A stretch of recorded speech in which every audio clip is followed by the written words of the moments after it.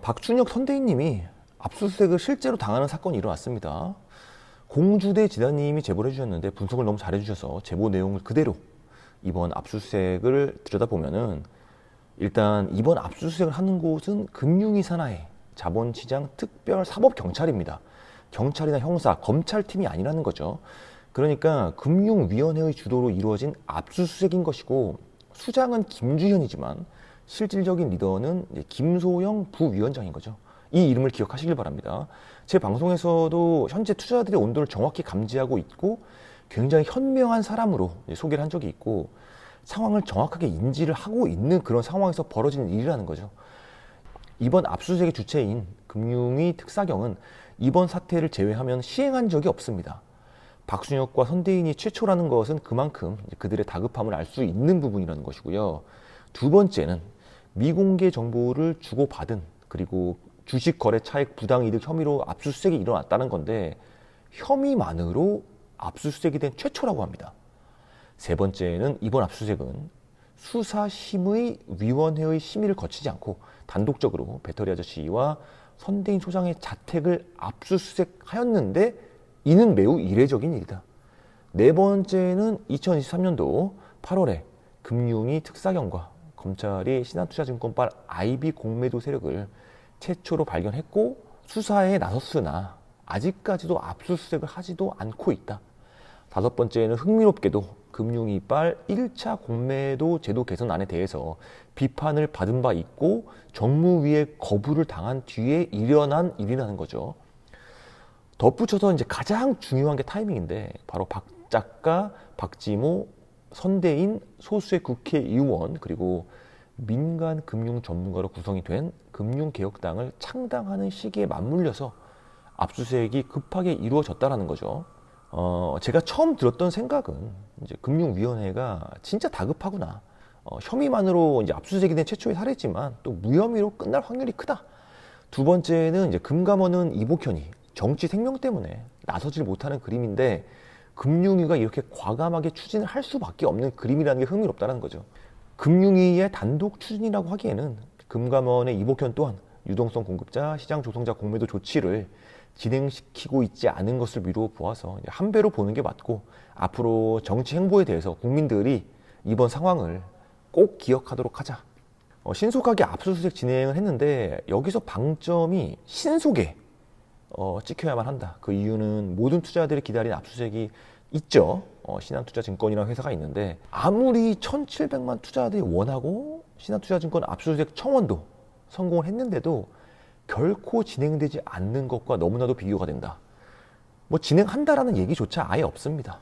피해자들이 너무나도 많은 신한투자증권은 압수수색이 없고 반대로 아무도 압수수색을 바라지도 않고 피해를 봤다는 투자자도 없는 오히려 투자자들에게 큰 수익을 안겨줬고 제대로 된 호재를 정확하게 전달을 했던 박준혁 선대위는 너무나도 신속하게 압수수색이 진행이 되어버렸다.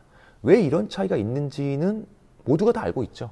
그 맥락을 다시 한번 짚어보도록 하겠습니다. 왜냐하면 우리가 모두가 기억을 하는 것이 공매도 카르텔이 가장 싫어하는 행동이니까 다시 한번 해보도록 하겠습니다.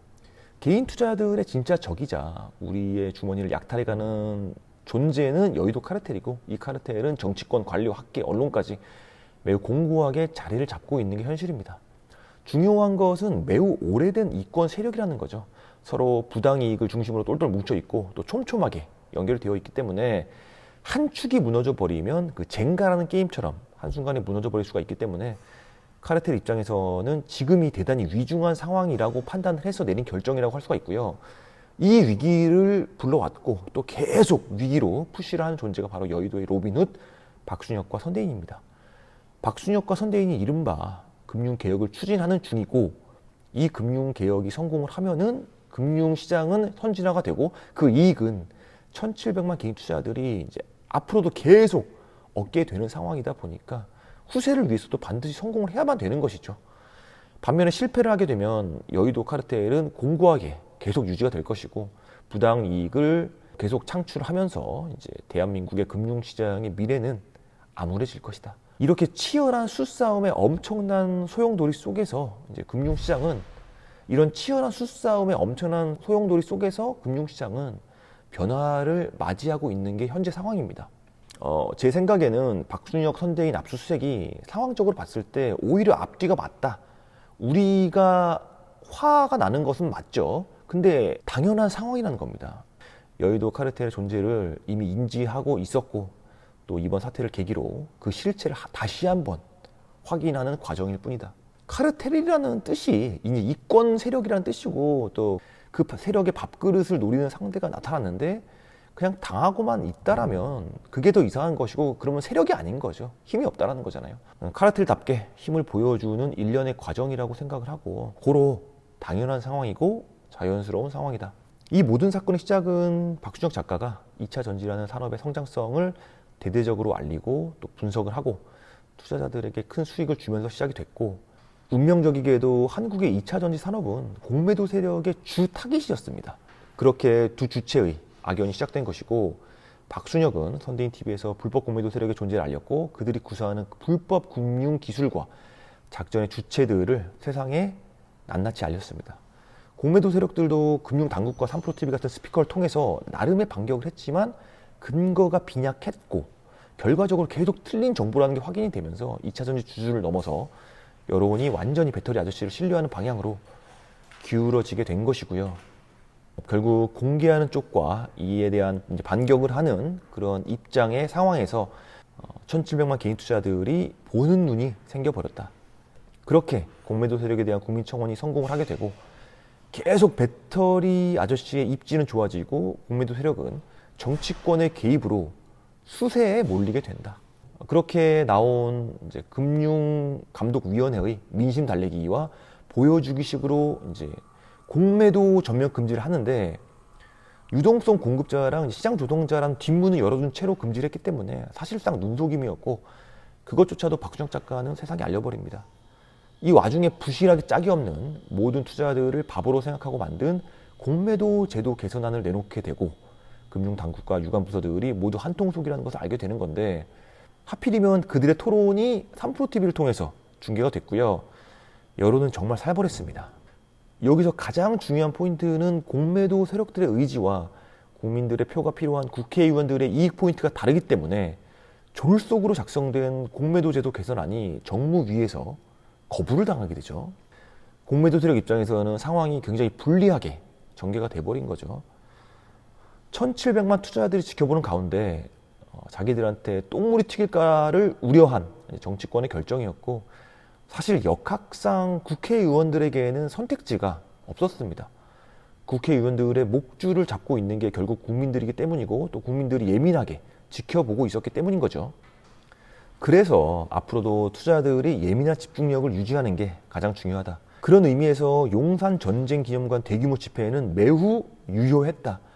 불법 공매도 반대라는 주제로 집회가 열렸기 때문에 정계 쪽에 1,700만 투자자들의 스탠스를 정확히 보여준 것이고요. 반대로 이 타이밍에 금감원 및 금융당국의 스탠스가 매우 볼만했는데 그들의 결정은 바로 침묵이었습니다. 시장 유동성 공급자랑 시장 조성자로 치는 공매도에 대한 이의가 제기된 부분에 대해서 11월 말일까지 조치 내용을 발표하겠다라고 말을 했는데 아예 침묵으로 일관을 해버리고 한 달이 지났는데도 약속을 어기는 것을 넘어서 그냥 무시한 채로 여전히 침묵을 지키고 있습니다. 또 그 와중에 그들을 절벽으로 밀어낸 격인 4차 청원이 성공을 하게 되고 신한투자증권 압수수색이라는 구체적인 요청이 있었음에도 완전히 침묵을 유지해버리고 있다.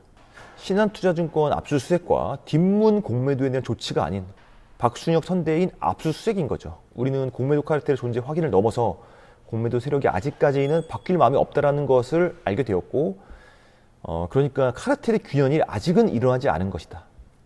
여전히 한 축만 무너지면 도미노 혹은 젠가처럼 완전히 무너질 것이기 때문에 계속 푸시를 해야 되는 것이고요. 절벽을 앞둔 그들에게 우리가 해줄 수 있는 일은 또 한 걸음 앞으로 다가가는 것이다. 압박을 해야 된다는 거죠. 박순혁 압수수색이라는 카드가 1,700만 개인 투자들의 더 큰 분노로 이어질 것이고 지금 카르텔의 총대를 맨 사람들을 반드시 기억해야만 한다. 오늘은 여기까지고요. 도움이 되셨다면 구독과 좋아요 부탁드립니다. 감사합니다.